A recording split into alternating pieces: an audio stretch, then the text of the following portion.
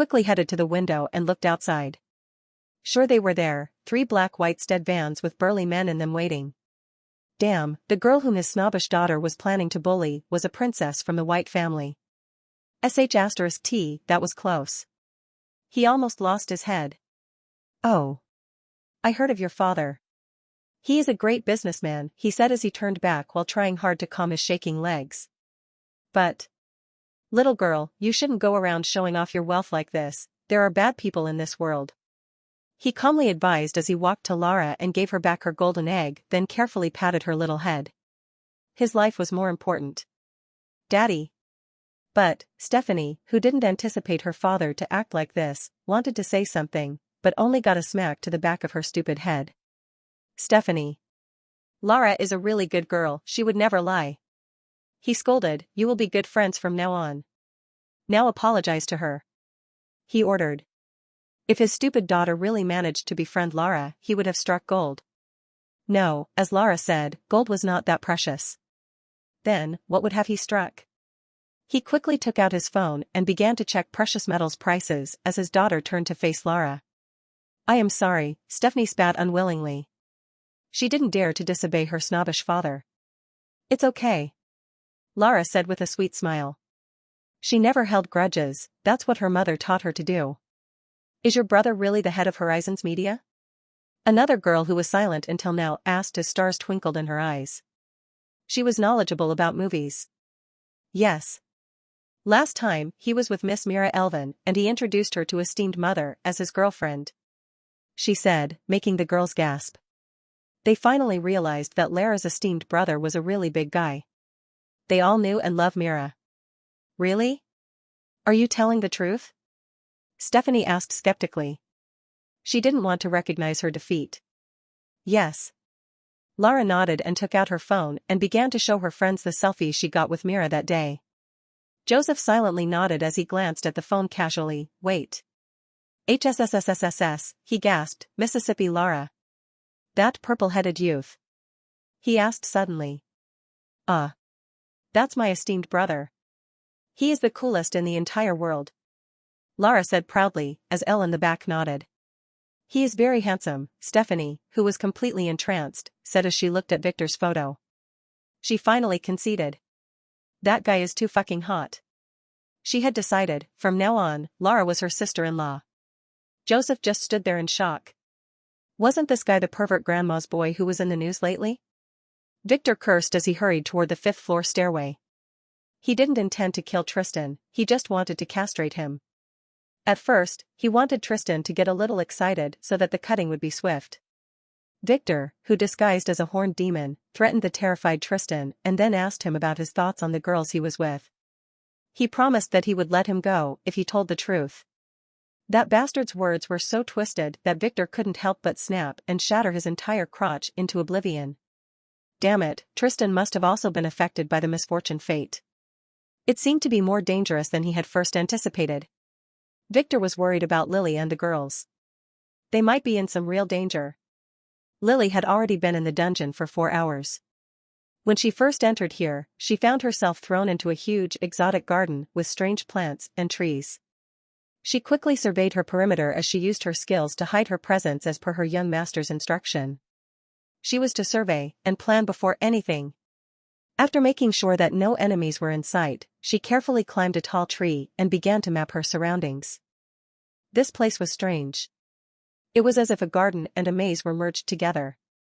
It was full of trees and plants, yet it was indoors. She could easily see the high vaulted ceiling where giant hanging lanterns burnt, illuminating this entire space in the blue gloomy light. Looking around, she noticed other things, like how the trees that grew out of the gray dirt looked dead at first glance, but they were alive with purple and brown ominous-looking leaves. Some even bore some kind of black fruit that she didn't dare to taste. Victor had warned her to not put anything unknown in her pretty mouth. Still looking around, she kept feeling that something was missing. She quickly knew what. There were no insects, and there weren't even any scents. It was as if the entire forest was frozen in time. Other than some skeletons that sometimes wandered aimlessly, there were no living things. These skeletons seemed to hate the light here, and walked very sluggishly, struggling and tripping over the tree roots. Lily was watching one such skeleton when it suddenly lost its head to an arrow going through it and pinning it to a tree. A group of unknown players soon appeared below her, totally oblivious to the beauty hiding in the shadows watching them. They were dragging a chained group of other players whom she recognized as her classmates. The others seemed to be from the academy, but probably belonged to another class. 2 of them were dead and were being carried by the rest, who were crying for their mommies. She decided to not interfere and remain hidden as she watched. That group had more than 20 players who were armed and dangerous. Lily frowned, wondering if she should follow them or not. After some pondering, she decided to follow as she had nothing better to do, but just as she began to do that, she noticed a certain mark on a nearby tree trunk. Victor taught those signs to the girls to use them in dungeons. After checking it, Lily stopped, then quickly changed her plans before she started heading at a different angle. The direction the mark was indicating. It was a distress mark. Lily quickly found a second mark, then a third. The marks were getting sloppier as she followed their trail. She kept jumping from one tree to the next while remaining hidden. This place might be more dangerous than she had first anticipated. 30 minutes later, she reached the end of the trail, where she found a girl who was curling up hiding inside an elevated hollowed tree trunk covered in her own blood. Mina. Hearing the sound of someone landing beside her, Mina, who was vigilant, quickly raised a dagger defensively. Lily. Seeing it was Lily, Mina smiled and then completely relaxed. She dropped her weapon as she lost consciousness. She was badly hurt and could only remain awake until now, by sheer willpower. Why didn't she take a healing pill? Lily wondered, then realized that Mina not only didn't have her ring, but she was also missing her entire left arm. *T. Lily gasped as she quickly took a high-grade healing pill and fed it to Mina. Then, after placing a couple of isolation talismans around, she began to bandage the latter's wounds. She was now really angry, beyond angry. She considered the twins her sisters after all. Whoever did this shall be cut into pieces and then fed to the dogs, she sentenced them. When Victor landed on the 5th floor, he was shocked by this place. Not because of the exotic atmosphere, but because he recognized the fruits on a few of the trees. Miracle apples were one of the most addictive substances in the world. This thing was as delicious as it was dangerous. Once someone ate it, he would just be amazed by its taste, and feel like strange energy was making him stronger. Too bad that after a few days, he would start to desire to eat it again. At first, it would be manageable, but after eating a few more of those, he would come to desire it more than anything else in the world. He would be ready to even sell his wife and children for another bite. So that's where those things were brought from. Victor pondered. In his past life, he never heard of this dungeon, but he had seen the fruits. They were controlled by some shadow organizations that were later discovered to be minions of the von Zwei family. They used them to control many of the world's elites and politicians before the reckoning. Although he didn't try it himself, he heard that it does have some benefits, like it increases metabolism and strengthens the body. He wanted to get one back then, but he didn't have the money to buy it. Those things sold for a lot. Victor carefully took one and inspected it. Soul apple, E. Converts soul to energy. Oh, Victor frowned as he read the brief description.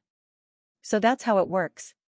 No wonder it made people stronger, but that was in exchange for their soul energy. Compared to normal energy, soul energy was 10,000x denser, so if this apple only managed to dissolve 0.01% of someone's soul, it would be enough to grant them great power. However, that comes at a great price. Soul energy can't be generated easily, so slowly that person would become more ruthless and reckless until he turns into a complete animal. Victor quickly took a few soul apples and stored them in his ring. Victor had a crazy idea that he might be able to develop something interesting using them later. After that, he tried cutting one of the trees. But as he expected, his sword didn't even leave a mark. He really wanted to take one of those with him, but he knew that he would have to spend a few days cutting it.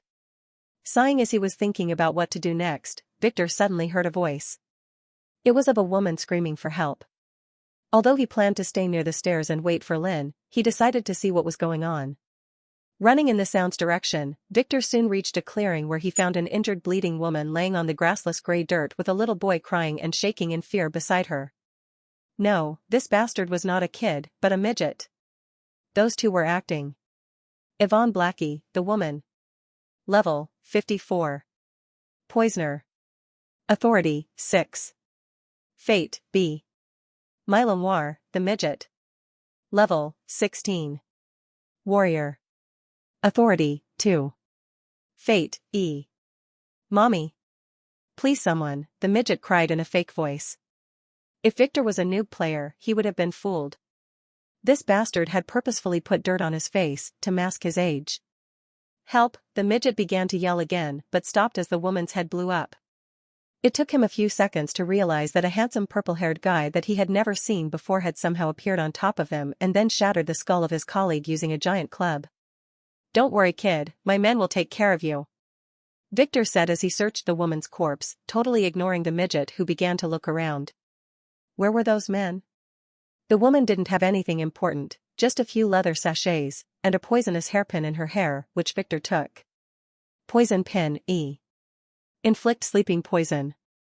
Itch poison, F. Mild aphrodisiac, E. Corpse melting poison, E. Black fever poison, D. 3 pains poison, B. She also had a few carefully wrapped packages that contained meat inside. Victor could easily tell that this was human meat. Cannibals. This practice, although uncommon, was not unheard of in dungeons if people got stuck. The apples, although they could sustain a person's life in exchange for their soul, they didn't fill the stomach. Why did you kill her? The midget finally asked as he couldn't believe what just happened. He was still searching for the imaginary men. She didn't vibrate, Victor said as he turned and looked at his new shaking prey after packing his loot. I like you more, he added, licking his lips. The reason he killed the woman first was that after inspecting her, he realized that she was the most dangerous one. Poisoners were always tricky, especially if they were faced alone. They must be disposed of ASAP. This was written in Dungeonology 102, Chapter 3, Good PvP Practices. Oh, this course didn't exist, not yet anyway. I am just a kid, the midget continued his act as a kid while he crawled back, carefully grabbing the dagger hidden behind his back. Where was his dagger? Are you searching for this? Victor casually looked at the bone dagger in his hand.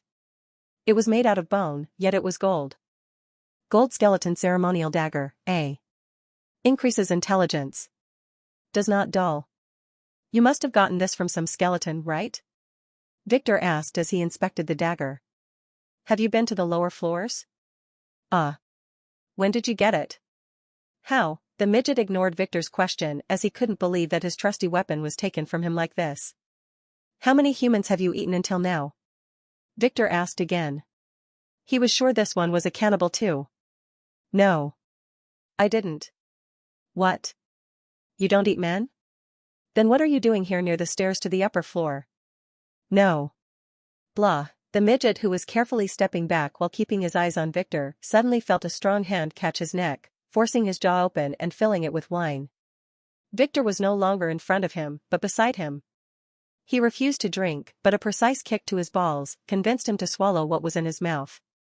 This technique always worked. The nutcracker technique. Ah! The midget howled as he was thrown to the ground seconds later. He wanted to clutch his crotch, but couldn't. His hands and feet were shackled with pink fuzzy cuffs. When? What the f***ck? Don't focus on the color. I brought those to use on a naughty girl a while back, but had no chance. Now answer truthfully, and I will let you go. Victor said with a blush as he took out a foldable chair from his ring and sat on it. Go to hell, the midget said, you bastard. You tricked me, you are here alone, he began to yell as he tried to break free, not realizing that Victor had already stuck a power-sealing talisman on his back. Yup. Victor said nothing else and just carefully sat and watched as the midget's eyes, which were glaring hatefully at him, changed to that of an idiot a few minutes later. The soul fruit was the only food source here. Those men who have been using it for a long time would very slowly weaken their souls. The soul wine, which usually had a weak effect on players, would be very effective here. Margaret should be having a blast. Achoo. Margaret sneezed. Someone was definitely thinking about her in a perverted way, as if anyone would think about her in any other way. She didn't care, she had better things to do. As she was busy moving the strange blocks in the vault to her ring, she discovered a trapdoor hidden carefully underneath a big stack. It took her 3 hours to finish clearing the blocks above and making room so that she would be able to open the door. Unlike that stupid vault door, this one was not gay, it was as straight as an arrow. Under her gentle touch, it shook and squealed with pleasure as she pulled it open. HSSSSSS. She gasped at what she saw inside. Although the cellar was small, it was filled with large carcasses of many exotic animals that had glowing metallic bones. There were even shiny golden human skeletons chained to the walls. What kind of place is this? What are those for? Like with the blocks, Margaret had no idea, but she knew that they were expensive. This slut was getting filthy rich. Victor smiled as he looked at the chained-up midget, who began to have dreamy eyes. Now he could be interrogated easily. Now. What is your name? Victor asked as he relaxed in his foldable chair and took an energy bar to eat. Milo, the midget answered as he drooled. How old are you? 31. Bachelor? No. Yes. I just became one, he said, feeling absolutely no remorse for his dead evil girlfriend. Milo, what was your plan waiting here? Victor asked. Nothing. It was Yvonne's plan, he said. Yvonne was his now dead girlfriend. What was her plan then? Wait here, and trick those who descend the stairs. The other groups have been hunting a lot lately. There is a new group of idiots who entered the dungeon. We wanted to try our luck too. Typical. How many people are in your group? Just me and Yvonne. The others didn't like her because she used poison, he said. You two met here? Yes. She caught me stealing her food. She said that I was not worth eating as I didn't have a lot of meat. She poisoned me and then forced me to help her hunt, and maybe attend to her other needs. I am innocent here. We will see about that. How many men did you eat? None. Yvonne eats the men, I eat the women, he said, licking his lips.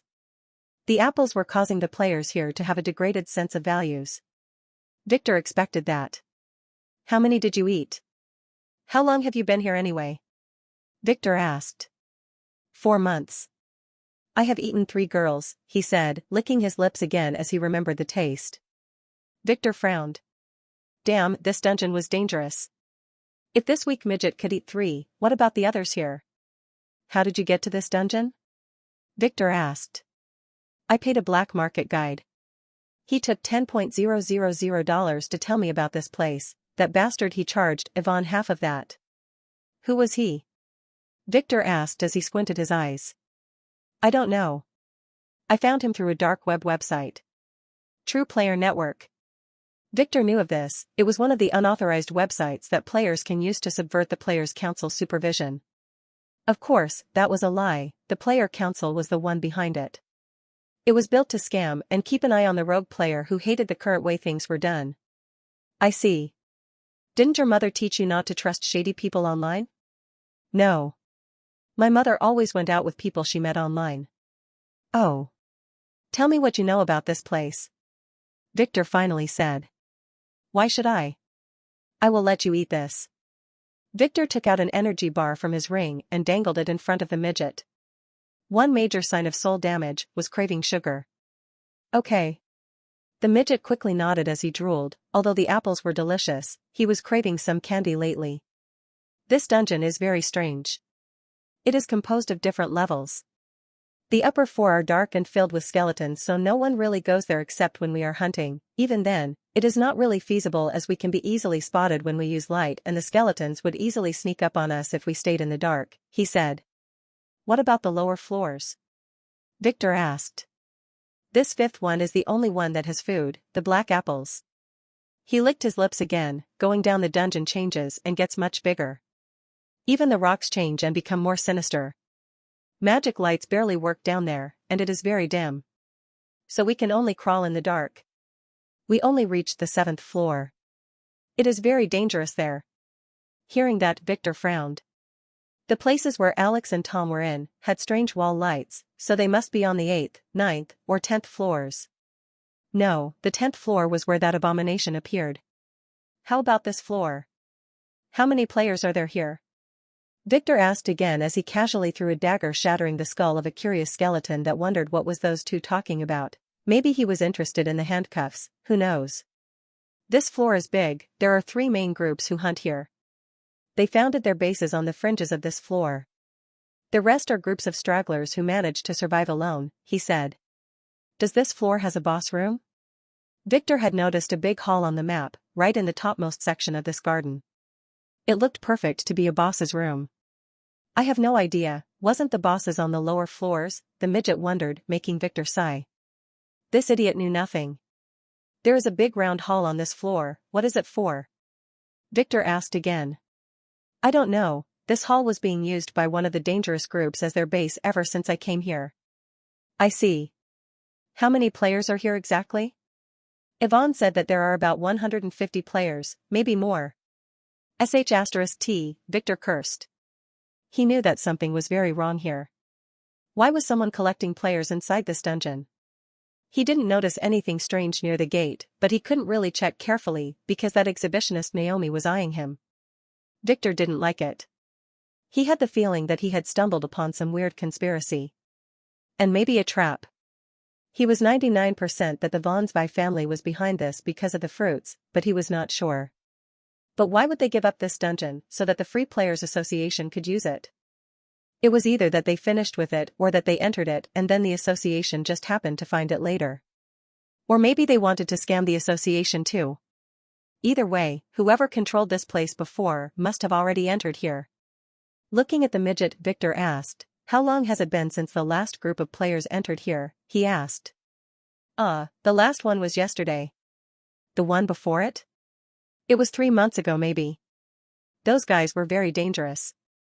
They grouped themselves near the big tree. Oh. Victor frowned. He couldn't tell which group was the main perpetrator. If he guessed right, those people were collecting players in here to do something evil. They carefully disguised a C-ranked dungeon as an F rank before luring weak players in. But why? He had no idea. No matter what, now that this dungeon had become an S rank, things would change. Victor took out a piece of paper and began to draw the shape of this floor on it, then began to ask the midget to specify the places of every group with their description. It took him half an hour to collect all the information he needed.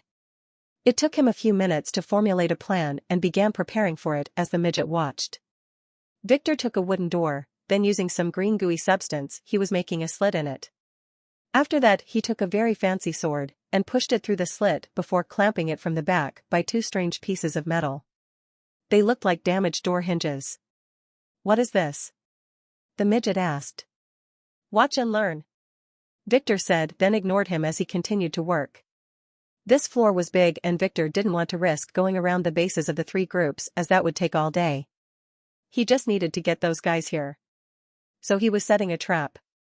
For the next hour, the midget watched as Victor kept taking talismans from his ring and then burying them in the ground with loads of gems. So many gems that the midget's eyes popped open. Were there this many gems in the world? What is this for? The midget finally asked as he couldn't understand what Victor was doing. Oh, something you will help me with, Victor said as he quickly adjusted a few things, then took an apple from a tree and gave it to the midget. Eat this. You will need your energy, he told him. The midget wanted an energy bar, but he didn't refuse the apple, he was hungry.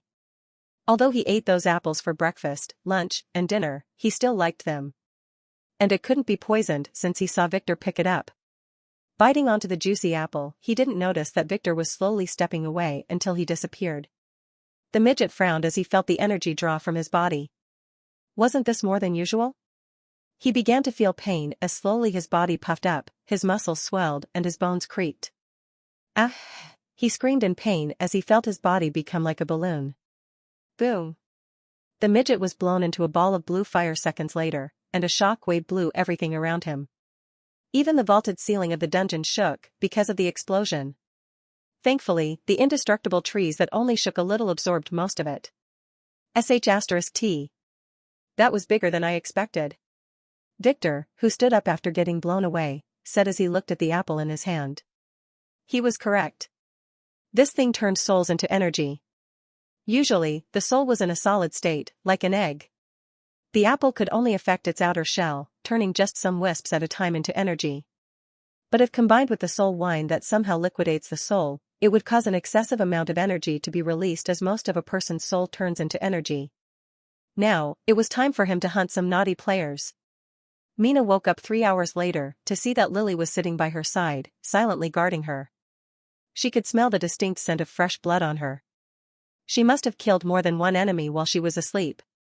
Thank you, Mina said with difficulty, making Lily notice that she was awake, then quickly help her sit up. It's my duty, you would have done the same. Lily said, what happened? How did you end up like this? She asked as she checked Mina's injuries. She was mostly healed, but her arm was still severed. Amputated parts can't be regrown by healing pills. Lily believed that her young master would definitely find a way though. It is those bastards. Mina cursed and then began to tell Lily what happened to her. Yesterday, when she entered the dungeon, she appeared on a lower floor than this one. It was held there with minimal lights and very strong silver skeletons everywhere. She fought her way and escaped until she reached a stairway that led her to this floor.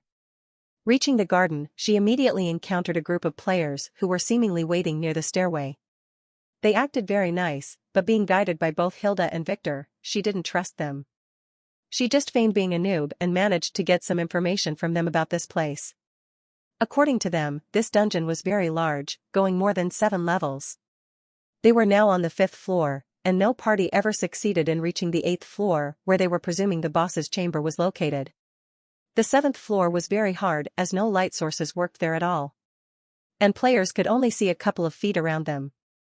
So naturally, players who entered this dungeon had no place to go, and they got stuck here and kept accumulating like mice in a forgotten trap.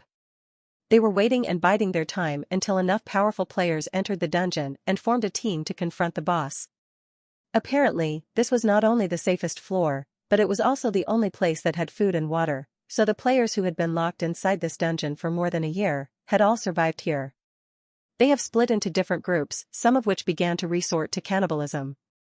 According to those bastards, they were the good guys. Mina could easily tell that they were lying. Mina could easily tell from the way they were looking at her. She didn't expose their evil thoughts though, but played along acting as a first-time dungeon raider asking about many stupid things to lower those guys' guard. By then, she had long noticed how they used a formation to close any escape routes she had. The only reason she didn't attack or escape at that time was that she felt that they were heading in the direction her sister Mana was in. After awakening their skill, the yin-yang sword, and training it, the twins gained the ability to feel each other's location. Thinking about what to do, Mina decided to risk it. She could always escape using one of the talismans Victor gave her. The more she walked with them, the more she became certain that they had her sister. especially when one of them asked her if she had a twin sister. She answered with a no, but he was not convinced. Knowing that she would most likely get imprisoned, she quickly hid her storage ring in her mouth and replaced it with a normal one on her finger. She was right.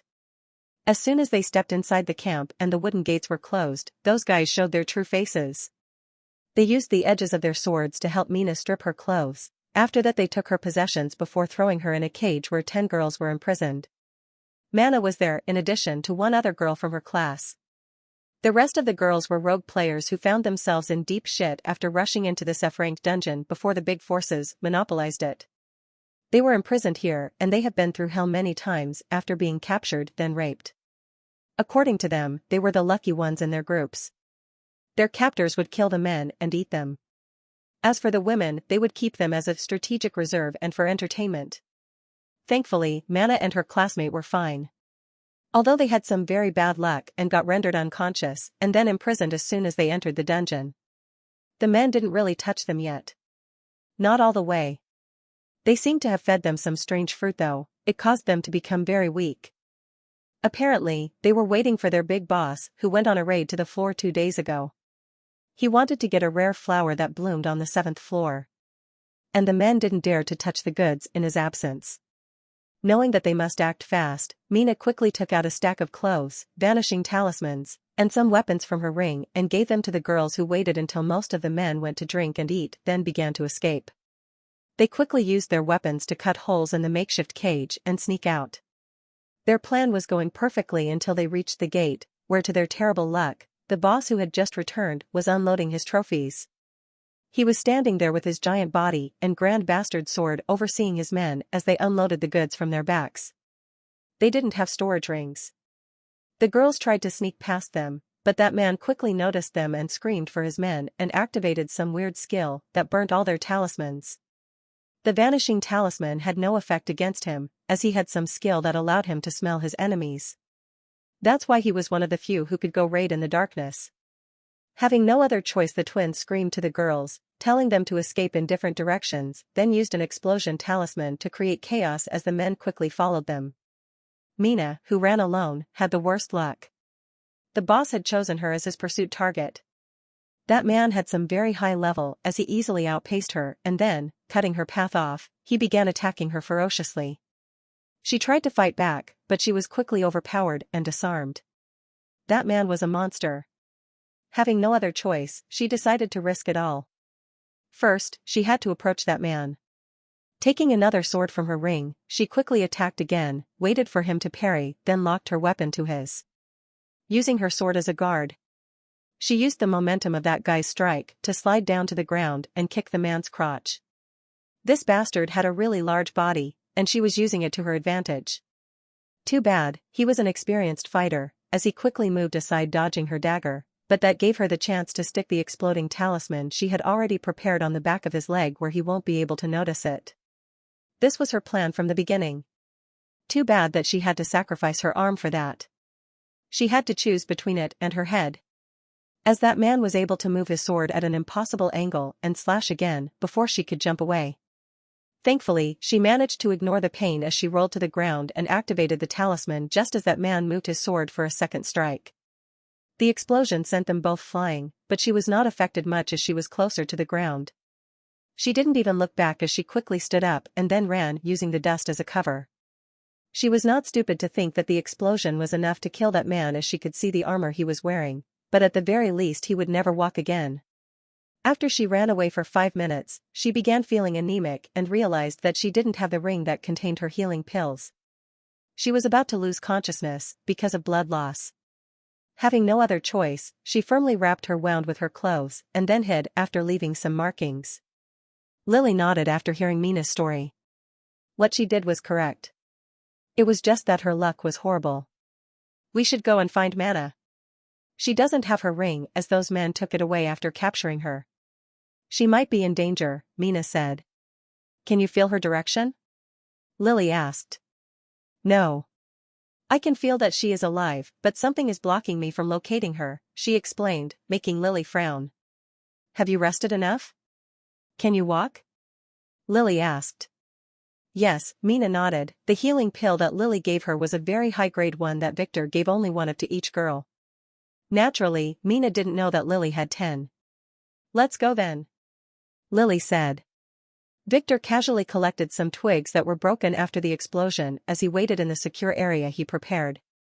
As he predicted, soon a few players one by one reached the area next to the explosion. They wanted to see what happened here. Those noobs didn't know that they should stay clear from areas of explosions.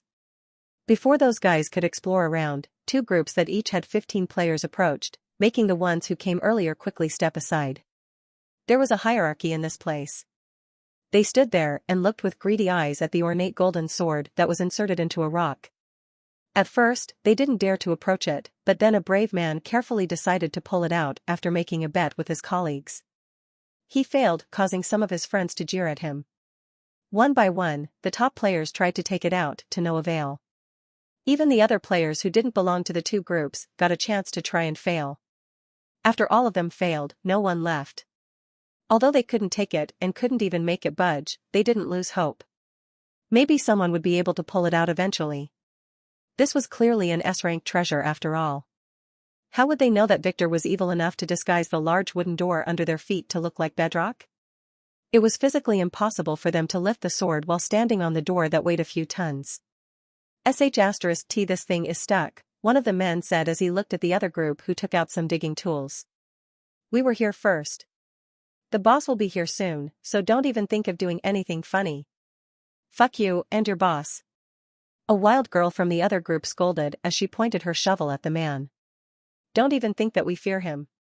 This thing is ours, she said, then she struck the rock under her feet with her shovel, making it break. Ha ha ha ha. Stupid slut, don't you know that most things in here are indestructible? *CKU. Wait until the rest of our men come here and we will see, she barked back at him, feeling a little ashamed. What are you guys doing? What was that? A wicked voice that suddenly sounded from the woods startled them.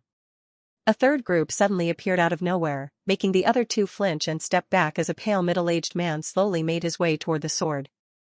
It was as if he was a living corpse.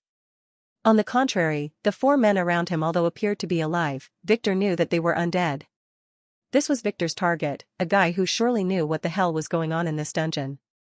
Victor didn't even need to use his appraisal as he knew this bastard. Name, Gustav von Zwei. Level, 129. Class, Necromancer. Authority, 12. Strength, 233. Agility, 280. Intelligence, 370. Luck, 21. Charm, 7. Order, 49. Skills. Raise Undead, S. Corpse Bomb, S. Animate Undead, S. Death Speech, A. Shadow Steps, A. Alchemy, A. Poison Resistance, A. Steal Life, B. Pain Resistance, B. Stun Resistance, B. Energy Shield, C. Cleaning, C. Sword Art, D. Staff Art, D. Dagger Arts, D. Survival, D. Map Drawing, D. Cooking, F.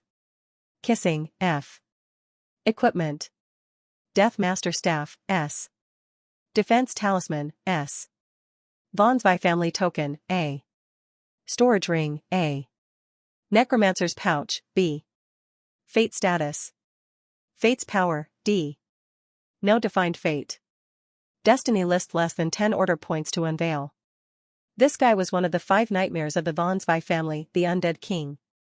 Victor didn't expect or like encountering this monster so soon. However, now he realized what was happening in this dungeon. No wonder he was locking people in here. This bastard must have known that its name was the Skeleton Dungeon, so he purposely lowered its grade and then used it as a honey trap to get the rogue players in here and then turn them into undead servants. As a necromancer, he should be able to control the skeletons here to some extent. The skeletons inside would be disintegrated once the dungeon was conquered, but the players who turned undead would not. Victor was pretty sure that this bastard had already filled his necromancer pouch with corpses and skeletons. He must have planned to conquer this dungeon and then leave with a new army. Or that's what he was supposed to do, but from the anxious look on his face, Victor realized that he was having some difficulty doing that. He must have been stuck here for a few months now. This probably meant that he was not able to wrestle control of the skeletons from their master. The dungeon's boss, the Lich King, who was probably a greater necromancer than he expected. Victor was not really sure, and he could only watch. He was wondering if activating his trap would be enough to kill this man. The one who killed this bastard in his past life was none other than Yulian, who always bragged about it. According to him, this man was very tricky as he had a lot of corpses in his pouch and those corpse warriors were players who could use their skills. Victor casually looked at the 4 men around him and as he expected, they were corpse warriors. That's when he noticed in the back behind the necromancer and his men, 3 mud-covered girls in rags were being dragged in chains. One of them was a girl he knew. Mana. His Mana. Victor, who was hiding in the forest, didn't even bother to watch as Gustav coldly looked at the players from the other 2 groups then tried and failed to lift the sword in the stone. Although Victor was super angry, his mind was turning fast, searching for a method to save Mana. She was shackled to 2 other girls using collars that circled their necks. The chain binding them was held by an undead servant. Undead servant? A. STR, 147. Int, 1. AGI, 100. Although Mana appeared to be tired and there were a few red traces of whips on her body, she didn't seem to be in mortal danger. Damn it. How dare those piles of sh*t touch his things. Victor took a deep breath, calming his mind as he frowned. He really didn't want to confront Gustav, who probably had an entire army hidden in his pouch. He could only give up on his plan to collect most of the players here as only 46 players appeared. He wanted to wait for more players to come, maybe at least another 30 others, but Mana's safety was the top priority. First, he took out a voice transmission talisman and set Mana as its target. It's me, don't look around and act casual, I will pull you out in a few minutes. Don't resist. And hug the 2 girls toward yourself when I give you a signal. Oh, and make sure to take a deep breath. Mana was a little startled, but she quickly adjusted and slowly nodded, carefully grabbing the hands of the other 2 girls. Thankfully, they didn't resist. They seemed to have been domesticated thoroughly. First, Victor waited until Gustav carefully touched the sword and made a series of ancient symbols appear briefly on the ground and then disappear. He made them so they appeared right below Mina and the girls. Step away. Gustav yelled at them as he controlled his undead to drag the girls further away just as Victor wanted. He wanted them away from the others. Making sure that everything was set, Victor quickly took out the fishing rod he got from Poe, waiting for the moment when Gustav knelt to check the symbols. He aimed the hook at Mana and threw it. The hook quickly became like a living snake as it dived underground, making its way toward its target as if circling its prey. It went around the busy players in a wide circle and then approached the girls from the back. After that, it slowly moved until it reached right under Mana's feet where it climbed up on her body and attached to the collar. Mana, who felt it, tried hard to act naturally. Although controlling the hook to make this big movement was a little difficult and exhausting for Victor, he was able to do it somehow by exhausting his mana. He quickly popped a mana replenishing pill in his mouth and prepared for the hard part. Victor decided to use his disguise through the fishing pole. It was one of its features. He quickly cast an illusion that mirrored reality, displaying an illusionary scene in front of the girls. He wanted to earn enough time to drag them out of the clearing so that he would be able to activate the trap he set. Now his problem was that undead servant who was holding them. Even if his vision was fooled, he would surely be dragged along with them. Gustav would feel it as if the undead was connected to him. He might even cause him to explode. The operation needed to be as swift as possible. Feeling that Gustav was about to finish his inspection, Victor knew he didn't have time. He had to risk it. Victor took out one of his best S-ranked daggers that could easily cut steel. He aimed it at the chain connecting the girls to the undead. Now, he screamed to Mana as he threw the dagger after casting a disguise on it. His aim was to cut the chain. Mana quickly surprised the 2 girls by hugging them hard. They didn't have time to resist as the sharp sound of metal hitting metal rang, startling them and the undead. Especially after it noticed the dagger that flung away after hitting the chain. It landed next to Gustav. The chain was not broken, it seemed that Gustav got it from this place as Victor's dagger didn't even make a scratch on it. *T, bad luck. Victor cursed as he quickly pulled the fishing hook. Now he had no other choice but to risk it. Pulling with all his might, he watched as the girls and the undead who refused to let go of the chains were pulled underground by the fishing pole. Gustav, who was alert, looked back quickly and then frowned as he watched the girls standing there casually behind him. No. Enemy. He yelled as he noticed the disparity between what he saw and what his undead was seeing. This was an illusion. It was too late. Jumping to his feet, he activated his strongest protection talisman, just as an explosion rang in the clearing again. This time, it was 10 times stronger. Victor didn't have time to care about Gustav as hid behind a large tree and pulled the hook. He didn't care about the tree shaking behind him or the twigs that fell on him as a result of the explosion. He used all of his strength to quickly retract the hook. Although pulling 4 people was extra hard, Victor didn't spare any strength. He didn't want the girls to stay underground for long because they might suffocate or suffer a concussion because of the explosion. It took 30 seconds for the hook to reach Victor's position. He quickly pulled it out of the dirt, throwing the injured girls who were gasping for breath to the ground just as an undead hand reached out still holding the chain. It was moving. Victor knew that this meant that Gustav was still alive. He quickly used a dagger to cut the hand. But it was too late. Boom. Another explosion blasted, sending Victor and the girls flying. The undead, who was ethereal until moments ago, solidified under the ground as he lost his connection with the hook. 2 masses couldn't take out the same space, and the undead should have been squished, but Gustav had seemingly already given it the detonation command, so the undead blew up. Although the explosion was not as grand as the one Victor initiated, and the fact that the dirt absorbed most of the shockwave, it was enough to badly hurt Victor, who used his body to shield the girls who didn't have any protection. Although his protection talisman had absorbed most of the explosion, he was still badly hurt. He fell between and on top of the girls, startling them. They were closing their ears that had gone deaf due to the repeated explosions. Victor had no time to console them, so after making sure that they were alive, he quickly stood up then threw them a bottle of healing pills. Ignoring the terrified girls and the blood that was dripping from his back and mouth, he hurried toward the explosion zone as he activated his disguise skill. He couldn't simply let Gustav escape and get a chance to release his undead army. This was a once-in-a-lifetime opportunity to get rid of one of the Von Zwei pillars. The explosion rang again and a ball of fire lit the vaulted ceiling. Then another smaller one. It was a little far from Lily's location, but she could easily spot it. Again? What is going on? Mina, who was walking with difficulty, said, then paused as she watched Lily switch direction and began to head toward the explosion.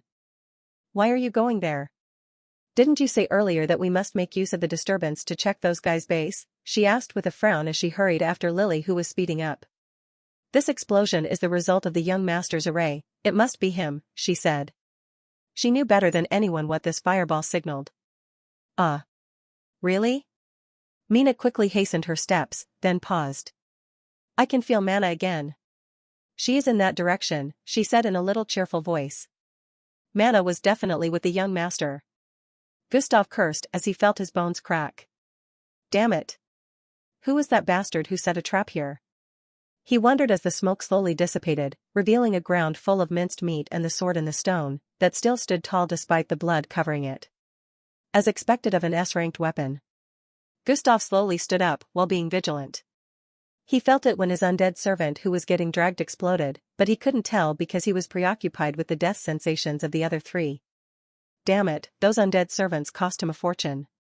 He had raised them from infancy as his own children, giving them a special diet of expensive herbs that not only poisoned them but also made them stronger. Then he had to kill them swiftly, making sure not to damage their bodies. They cost him a lot. He carefully looked around searching for his enemy but could find nothing. He quickly reached for his necromancer pouch tied to his belt. He was intending to take a new set of undead out, but to his surprise, the pouch was not there. Wait, no, it was on his other side. He switched it earlier so that he could kneel and inspect the sword easily. Sighing in relief, he reached for it just as a fine needle struck him on his neck, turning him into a green goo. Victor landed near him moments later. That was close. He sighed in relief as his disguise dissipated and he fell to the ground. He was completely out of mana and stamina. In fact, he could barely move a finger. He only had to wait now. Taking both healing and mana replenishing pills, he tried to stand up, but his legs suddenly gave up as he had no energy. So he fell to the ground in shock. sh*t, what was wrong with him? Poisoned, corpse gas, A. Causes paralysis. Depletes mana. Damage to health. Damn it, it must be that bastard Gustav releasing it before he died. Victor wanted to quickly take an antidote pill, but his hand was moving very slow. It took him an entire minute to reach for his ring, then nothing. Ring activation required mana, and he had none. What to do now? Would girls be able to come get him? Probably not, that bastard Gustav must have used the corpse poison on them too. No matter what, he had to get away from here. He was sure that many players would crowd this place again very soon. He didn't even have time to clean the green goo. Sadly, he could only wait for the mana pill he took earlier to fully activate and give him enough energy to take an antidote or an elixir. Suddenly a dashing female player landed beside him. He knew this one, it was none other than Margaret. Oh. Margaret. He said with difficulty, then paused. No, this was not Margaret, but Rebecca, the slutty girl he turned down at the academy. She was disguised in Margaret's shape. Why? Victor frowned but said nothing as she glared at his sorry shape. Oh, look who we have here, she said in a mocking voice, unlike the one she used in the academy. He heard her talk this way in his previous life, when he confessed to her and got rejected like an insect. This B*TCH didn't have good intentions, she didn't even try to mimic Margaret's speech. No wait, Margaret did speak like that to the other male students who tried to court her. He suspected that Rebecca was part of the plan against him in his previous life as she was one of Linda's close friends, but had no evidence so he didn't really plan anything against her. Rebecca Owen. Level, 5. Class, Mimic. Authority, 3. Strength, 23. Intelligence, 27. Agility, 20. Luck, 16. Charm, 22. Order, 11. Skills. Mimic, B. Quick Steps, C. Hide Presence, C. Self-Disguise, D. Untraceable, E. Sweet Talk, E. Search Area, E. Sword Arts, E. Dagger Arts, E. Self-Defense Arts, F. Map Drawing, F. Cooking, F. Equipment. Standard Lance, E. Defense Talisman, E. Storage Pouch, F. Fate Status. Fate's Power, C. No defined fate. Destiny list less than 10 order points to unveil. Victor frowned, that's a lot of skills for someone with her level. Someone must have been sponsoring her. Margaret, help me. Victor ordered in a genuine tired voice. He was not sure what she wanted to do, so his only choice was to stall with a little speech until his healing and mana pills he took earlier fix him up a little. He might be able to throw a needle at this B*TCH then. Oh, you know that you should ask nicely, right? She said, testing him as she looked around without approaching Victor. What happened here? She asked. Some players were fighting over that golden sword, one of them, one on the verge of death, self-detonated. I only managed to survive because of the high-ranking talisman my family gave me, he lied. The only thing that remains of him is that green goo pool. He added, feeling a little sorry that he couldn't grab Gustav's pouch and storage ring that was probably getting dissolved slowly as they were covered with that green goo. Oh. Rebecca nodded, giving the green goo a fleeting look, then heading slowly to the sword to try to pull it off. Carefully grabbing the handle, she used all of her strength and the sword was pulled off surprisingly easily.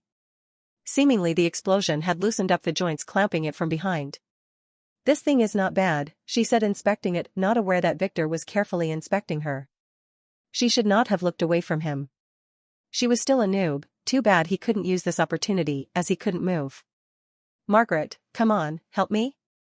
I will, let you ride on top next time, in bed, he asked in a pleading voice that made Rebecca turn to face him again with a disgusted expression that quickly turned into a smirk. Really? She asked as she approached him, then swung the golden sword aiming for his neck. No one had insulted her before. And this bastard dared to make fun of her in the academy. She was going to kill him and pin the blame on the slut Margaret.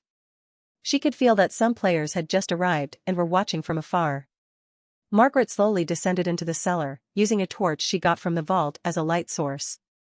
Standing a few steps above ground, she frowned as she looked at the alien monsters' carcasses thrown on the ground and the metallic skeletons pinned to the walls. What if they moved, she asked herself.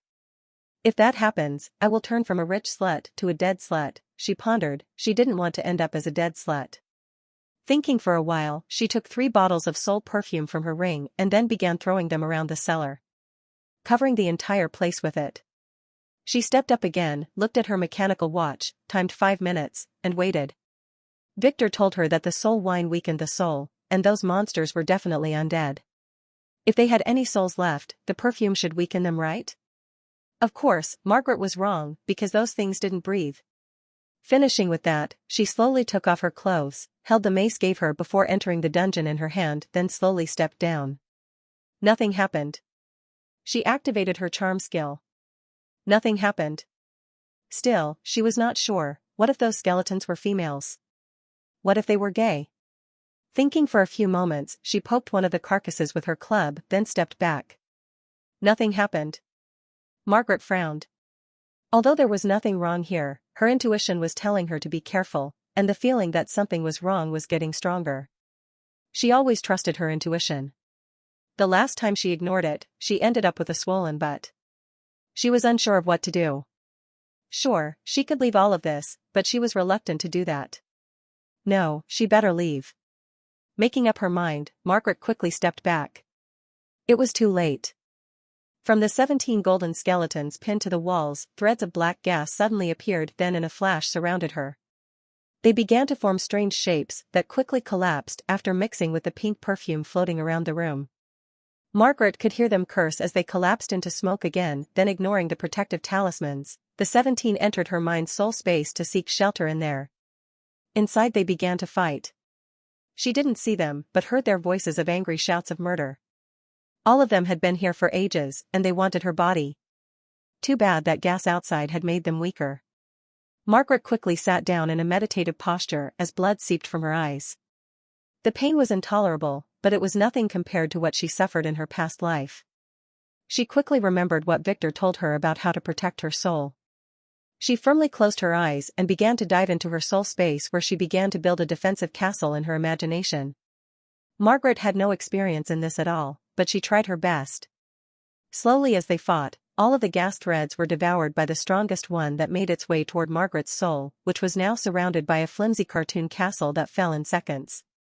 And Margaret's soul froze in its place. She failed. The gas thread that showed its true form as a giant red-eyed demon made his way to Margaret's frozen soul and then tried to bite her off. It tickled.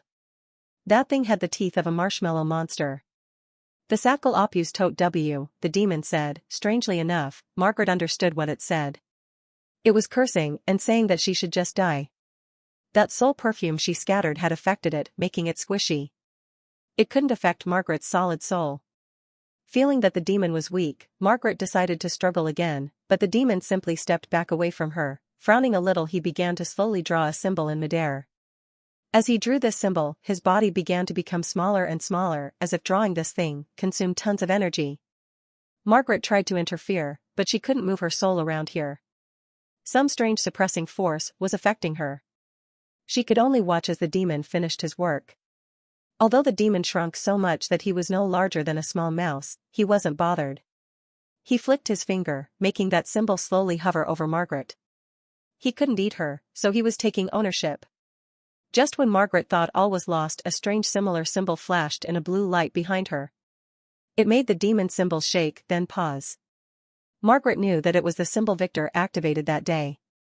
The one that he told her he drew on her talisman. It was an ownership symbol. Car Vagar Terra. The demon mocked as he made a shape in his hand, forcing his symbol above the other one. He was going to write it. Margaret watched nervously as the two symbols overlapped, then the demon's symbol shattered. Insufficient authority. What? The demon asked, just as the energy from the shattered symbol got absorbed by Margaret. This was her body after all. What does insufficient authority mean? The demon wondered.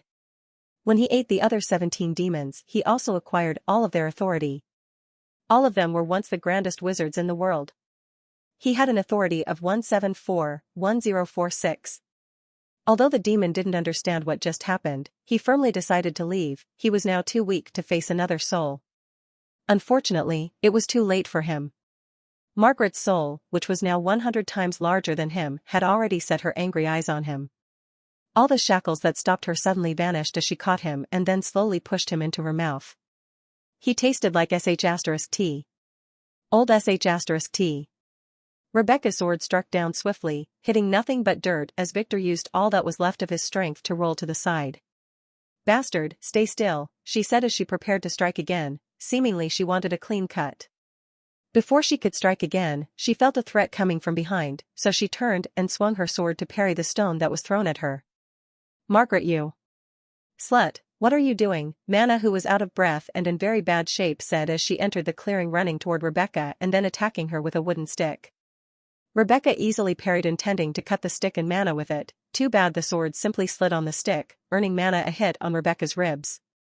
The stick was a branch that fell from one of the trees after the last explosion. It was tougher than steel. Rebecca growled in pain but didn't pause. The attack was not strong enough to really hurt her as Mana was simply very weak now. Rebecca, who noticing that, smiled, then attacked back. This time she waited until Mana parried before using her iron-covered boot to kick Mana in the chest, sending her tumbling into the ground with a couple of broken ribs. Mana, who was already drained, didn't have the energy for a long fight. She just winced in pain as the two girls who were saved by Victor hurried to her side, giving her a healing pill. "Oh. Do you think you can defeat me with your wimpy skills? You better stay in your place and be a good girl, or I swear your end would be crueler than his," Rebecca asked in a mocking voice, then swiftly looked back and pushed her sword down into Victor's thigh. He was trying to crawl away. Aha! What she didn't expect was that in the next moment, Victor, who was screaming in pain, moved in a flash and tried to prick her leg with a needle. It was the same one he used on Gustav and was still in his fist.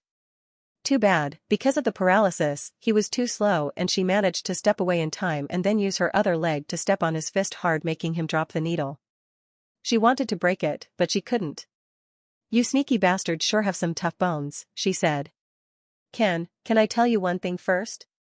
Victor said with difficulty as he watched her raise her sword. "What?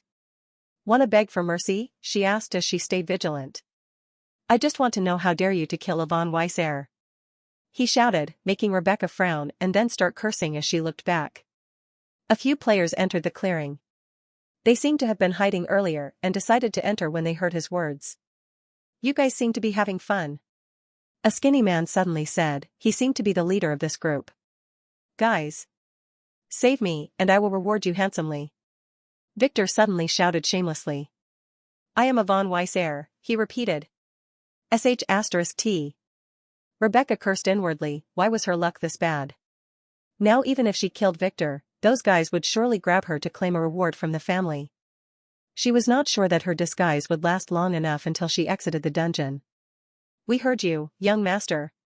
We are here to help," the skinny man said as he turned and looked at Mana, who was frowning, and the two girls, who were a little surprised. "Girl, let this little brother go," the man said as he turned back and looked at Rebecca.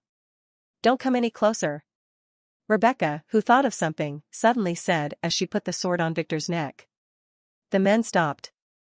Shit, if she killed him now, they would take a part of the blame, and now that he asked for their help, they can't just walk away. What shit luck of this? They should have waited until she finished. "How about a deal?" she asked as she bit her lip. "What?" he asked. "Why don't you just ignore what is happening here? I will share the bounty with you," she said after some thinking. "You only have to eliminate the witnesses," she said, pointing to the girls with her eyes. "Bounty?" the man asked.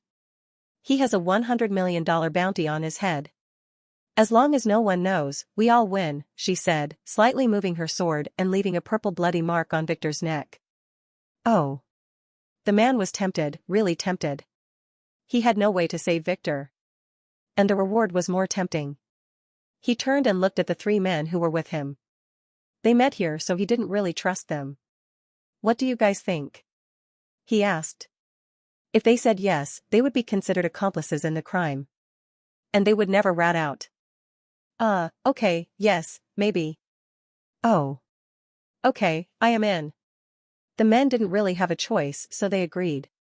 Little did they know that their boss had already planned their end. Get the girls, the man said, making his men run and surround Mana and the two girls. Kill him, he turned and told Rebecca, who cursed inwardly. This man was smarter than she thought.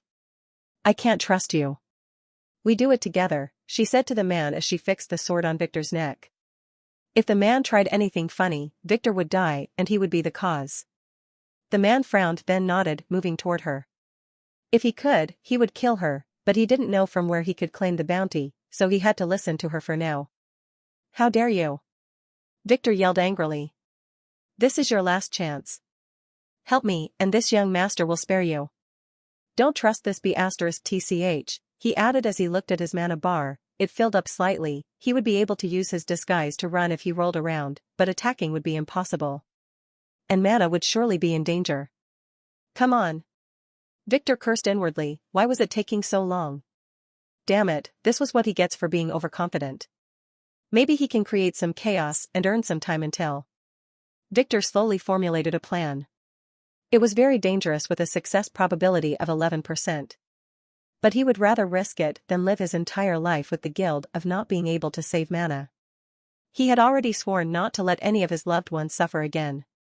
The man seemingly made up his mind and put his hand on the sword with Rebecca. Then, together, they cut down on Victor's neck.